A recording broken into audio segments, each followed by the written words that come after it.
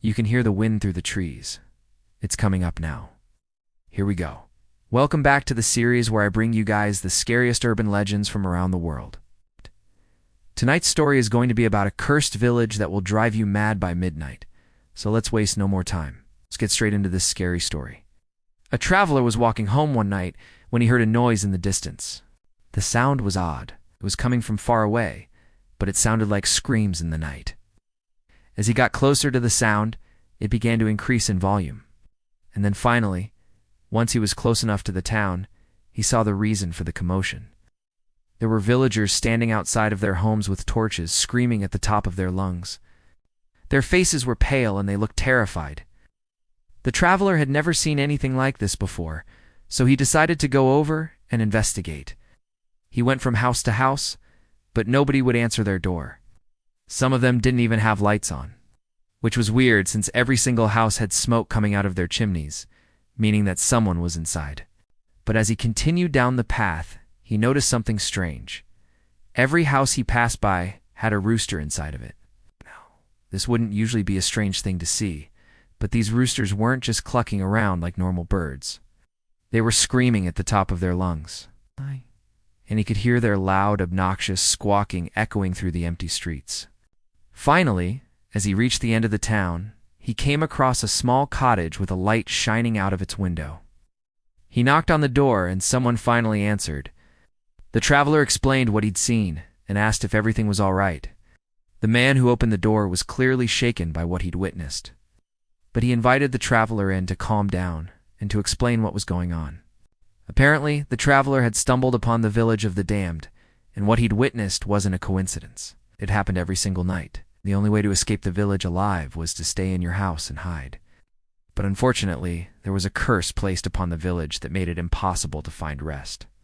As the night went on, the screams of the villagers and the roosters continued to get louder and louder until finally, right at midnight, they reached their peak. That's when all of the villagers started to run around their homes in a panic, and it seemed as though they were being chased by some sort of unseen force. Right as the clock struck 12, the man hosting the traveler ran to his bedroom and started praying. He told the traveler to do the same if he wanted to survive. At first, he didn't know what to do. He wasn't religious, but in that moment, he felt as though he had no other choice. So he closed his eyes and he started praying along with the man. Then suddenly, he heard a knock on the door. It was slow and methodical, just like someone was tapping their knuckles against the wood.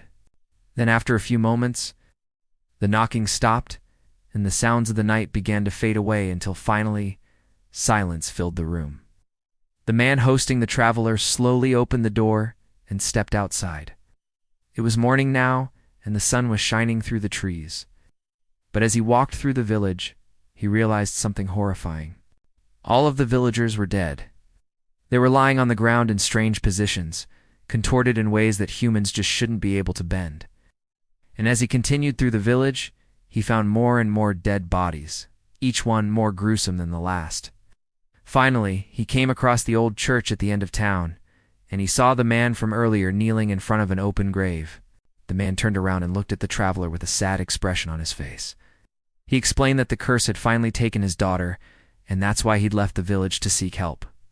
He said that the traveler should leave as fast as possible, because when midnight hits, the curse will take whoever is still in the village. And if you stay too long, you might not make it out alive. The traveler thanked him for the warning and started running away from the village as fast as he possibly could. He looked back one last time, and he saw the man burying his daughter in the fresh grave. The screams of the roosters were getting louder again, and the traveler knew that he had to keep moving if he wanted to survive. He ran past the houses, trying to ignore the sounds behind him. And finally, once he was far enough away, he started to slow down. As he turned around to look at the village one last time, he realized that there was a dense fog covering the road behind him. And as he looked back at the village, he realized that he couldn't see anything. The houses, the church, the grave, none of it was there. He was completely lost. The traveler tried to remember which direction he came from, but he couldn't remember at all. He wandered around in the fog for hours, but he couldn't find his way out.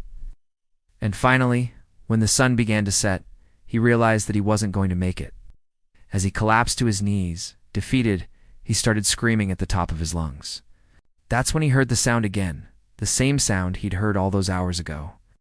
The sound of villagers running through the street. He looked up and saw figures running towards him. They were faceless, and their eyes were glowing red. Then as they got closer, he realized that they were riding roosters. Yes, you heard that right. The villagers were riding giant demonic roosters towards him. And as they approached, the screeches of the birds grew louder and louder, until finally, their mouths opened wide, and they lunged at him. He screamed as they attacked, and that was the last thing he ever did. Now, some people say that the traveler was actually the curse, that when he entered the village, he brought evil with him, and that's why the curse took him. But others say that the curse is still out there waiting for its next victim. It's waiting for someone foolish enough to enter the village of the damned. And that was tonight's story. Hope you enjoyed it. If you did, please make sure to leave a like.